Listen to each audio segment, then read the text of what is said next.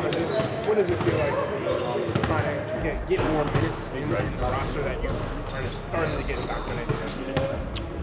Just feels good that trust between between the coaching staff and the players out here, man. I knew going in, coming here, that my job is to hold the guys down and be ready whenever my time is called, whenever that might be. And I'm continuing to still do that at a high level. I hope that is. I hope I am performing at a high level for the guys out here, for my teammates and the coaches. How beneficial is having a little bit of a break in the schedule at this time of the year? I think it is very beneficial. I'd like to call these days, like the December, January, February months, the dog days right there. And a lot of the times you don't really get too many breaks between those times. We got a few guys that are nicked up, banged up and everything. I feel like that's a real key thing. But also getting back to our principles as well. We know we lost a couple games that we felt like we shouldn't have lost at all. But I think it was a good foundation for us, especially today, to just, get into the film, talk about it with each other, and then go out there and perform it in the practice field and then be ready for our next game. I know that you weren't in Indiana the entirety of last season, but the fact that you started 10-15 leading into this week was one of the best teams in basketball after that. Was this time of year talked about there as a catalyst for change? It's a great question. I will say that there are similarities to where I was in Indiana and here, to where we have had those breakdown talks and discussions with each other. I would say today was one of them that we've had as a staff and as a player organized group. And I feel like it'll catapult us right here. And I feel like this is a good time.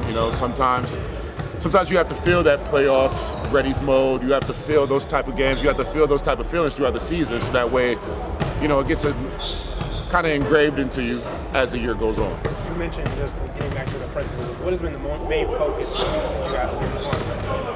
Our main focus right now is just, getting everybody healthy first off, but also our defensive concepts. Getting back to our foundation of, what we like to take away from what we like to do and take away from our defensive principles out there. That was the main part right there. And we know the offense will come. We know guys have been out and banged up and everything, and the offense will flow. But the defense was the one that keeps us in the game and really helps us win the games a lot. From Donovan down to a guy like Jalen Tyson, you guys all seem to understand that part of the reason for the slow start has been an intensity that deal. So when you guys are saying that, you all understand that, but then it doesn't happen. Like, what's the disconnect? It's consistency level. I believe it's a very consistency level. We know what we have to do. We have smart players. We have very smart guys out here that understand what we have to do, understand the concepts of what we want to do and what we want to take away out there. It's just about being intentional about it and our focus. We have to put our 100% focus into it. We can't just start thinking like, oh, it might be this game. We can turn it on the second quarter or fourth quarter when we're down or anything. No, it has to start at the beginning of the game, before the clock starts, and then all the way to the clock hits zero in the fourth quarter. To your point about this being a nice leverage, but do you expect to see a change in that kind of intensity when you guys come back? Absolutely. I do believe that a shift will change quickly. Our intensity will shift quickly. Not into a desperation mode, but it comes to the concept of just like, this is what we have to do and this is what we have to bring day in and day out. There's no ifs, ands, or buts about it. Was everything that you just talked about, was that just the main topic of discussion in those player-led meetings today? Yes, it was. Those are very big topic of discussions, but just also getting our enthusiasm back too.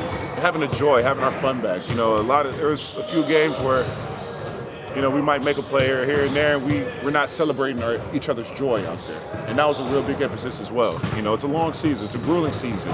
We're gonna have ups and downs and everything, but our consistency level of what we do with each other has to stay the same, and that has to grow day in and day out. I think it was missing there's no excuses at all, but it's the challenge of the schedule. Playing games day in and day out. Guys are banged up. Key guys that we see are like our glue guys as well, are out as well. So it's like we have to figure things out on the fly, especially with young guys, new guys, guys that have played with each other, guys that haven't played with each other as much. It takes some time. There's no discredit to anything of those guys or anything, and there's no excuses as well. But I will say those are the things that kind of have us in this gray area right now. TB, I asked Kenny a couple of days ago if he felt the team was pressing. Been around a lot of teams. when they kind of get a little grip. Do you feel that at all with this team? They're pressing somewhat. Yes, I do. I do feel that. I feel like I feel in the concept that we're taking the grip and understanding what we want to do early on right now. You know, it's no more of just like, it's all good, we're going to wait till this time, we got this, we got that. No, we got to look at everything from a broader perspective right now. And that's why I think everybody's established, especially in our film session today. So in your experience, how do you back that pressure off that there's still 2/3 of the season left to go? Well, the thing is, pressure is a good thing. You know, pressure is a good thing. You know, we want that type of pressure. You know, I feel like on this team we have the capability to do something special. You know, I still believe that to this very day. And the only way we can do it is go out there and perform what we're talking about. And that's what we have to do. TB, we talk about mental toughness with this team a whole lot. How do you build mental toughness, and do you think that's an area that you guys are still looking to grow in? I think you can never stop growing in mental toughness, if anything. You know, there's a lot of mental stuff that has to go on, whether on the court, off the court. But this mental toughness comes through right now. You know, as what we're going through right now, losing games, you know, having players out, going through the dog days of, you know, the NBA and everything. These are the tough days. These are the mental toughness. These are the mental toughness days that we have to get through and build each other up. Just like I said, the enthusiasm, the trust, the belief system that we all have. We all have it. We have to show it now. And I think we got a real good concept of that. Thank you. Yes.